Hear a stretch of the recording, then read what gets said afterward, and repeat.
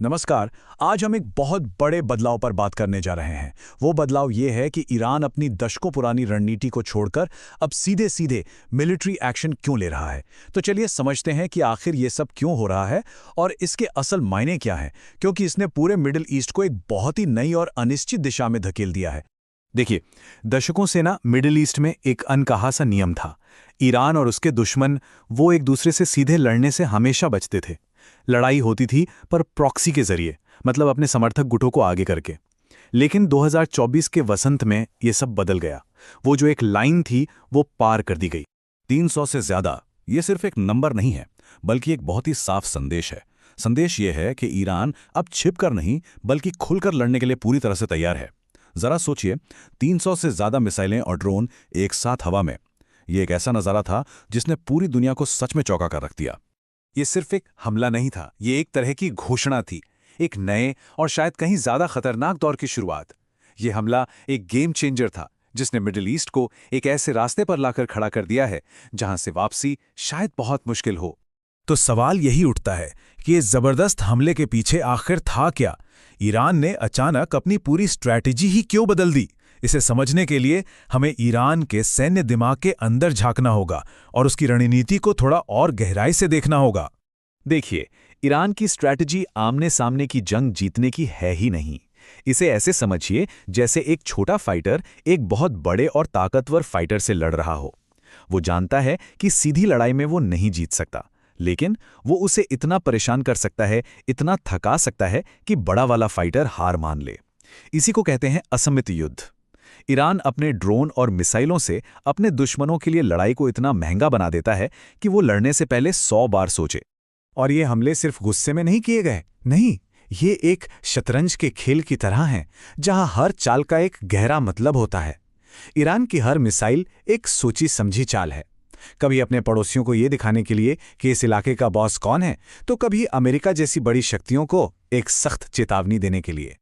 अच्छा, अब जब हम रणनीति को थोड़ा बहुत समझ गए हैं तो चलिए देखते हैं कि ये असल में जमीन पर कैसे काम करती हैं। हम ईरान के कुछ बड़े और सीधे हमलों की टाइमलाइन पर नजर डालेंगे और समझेंगे कि हर एक हमला एक बड़ी तस्वीर का हिस्सा कैसे बनता है। और फिर आता है अप्रैल 2024 और वो होता है जो इतिहास में पहले कभी नहीं हुआ था। ईरान ने सीधे इजराइल पर हमला कर दिया। क्यों किया?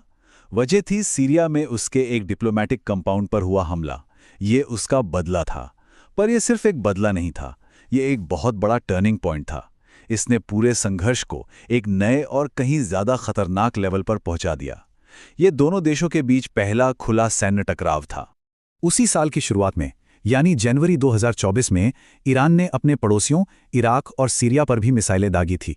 ईरान का दावा था कि वो इजरायली जासूसों और चरमपंथी समूहों को निशाना बना रहा था, लेकिन इस प्रोसेस में आम लोग भी मारे गए। इस हमले ने दिखाया कि ईरान अपने लक्ष्यों को हासिल करने के लिए किसी भी हद तक जा सकता है, भले ही इसके लिए उसे अंतर्राष्ट्रीय कानूनों को ही क्यों न तोड़ना पड़े। ईरान और पाकिस्तान के बीच सीधा मिलिट्री टकराव, ये बहुत ही रेयर चीज है, लेकिन जनवरी 2024 में यही हुआ। दोनों देशों ने एक दूसरे की जमीन पर मिसाइलें दागीं, जिससे दो पड़ोसियों के बीच जबरदस्त तनाव पैदा हो गया। ये घटना दिखाती है कि ईरान की नई रणनीति सिर्फ इजराइल तक ही सीमित नहीं है, बल्कि वो अपने सभी पड़ोसियों के खिलाफ सीधी कार्रवाई करने के लिए तैयार है। वैसे सीधी कार्रवाई का ये पैटर्न एकदम नया भी नहीं है। 2022 में भी ईरान ने इराक के एरबिल शहर में एक मिसाइल हमला किया था। इसे ईरान और इजराइल के बीच चल रहे शैडो वॉर यानी छाया युद्ध में एक बड़ा मोड़ माना गया था। मतलब अब तक जो लड़ाई पर्दे के पीछे से होती थी, वो अब धीरे धीरे सामने आ रही थी। 2022 का वो हमला एक साफ संकेत था कि अब तरीके बदल रहे हैं। और एक्सपर्ट्स का मानना है कि यह संघर्ष यहीं रुकने वाला नहीं है, बल्कि ये और भी बढ़ सकता है। कुछ रिपोर्ट्स के मुताबिक 2026 तक हम खाड़ी क्षेत्र के दूसरे देशों में भी ऐसे हमले देख सकते हैं। इसका मतलब है कि यूएई और कतर जैसे देशों पर भी इसका असर पड़ सकता है। उड़ानें रद्द हो सकती हैं और पूरे इलाके में सुरक्षा बढ़ा दी जाएगी। ये एक बहुत ही अस्थिर स्थिति होगी। तो जब ईरान ये सब कर रहा था तो दुनिया का क्या रिएक्शन था? क्या सबने इसकी निंदा की या कुछ देश ईरान के साथ भी खड़े थे? चलिए देखते हैं कि इंटरनेशनल कम्युनिटी इस नए खतरे से कैसे निपट रही है। इस मुद्दे पर दुनिया पूरी तरह से बटी हुई थी।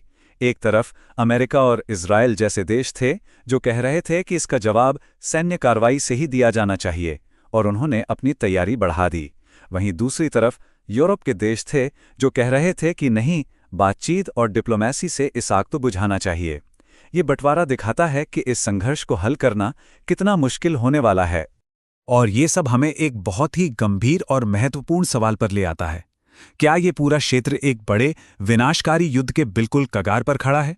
जानते हैं, ये एक आने वाले तूफान जैसा है, जहां कई अलग अलग हवाएं एक साथ मिलकर एक विनाशकारी बल बना रही हैं।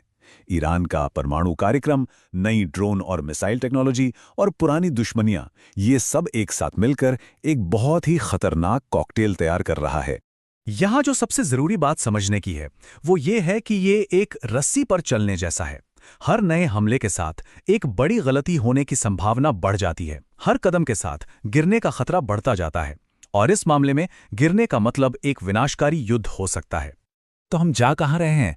क्या ईरान की ये नई रणनीति एक बड़े युद्ध को रोकने का एक तरीका है, या ये आग में घी डालने जैसा है? इस सवाल का जवाब अभी किसी के पास नहीं है, लेकिन एक बात तो तय है, पूरे मिडिल ईस्ट का भविष्य इसी सवाल के जवाब पर टिका है।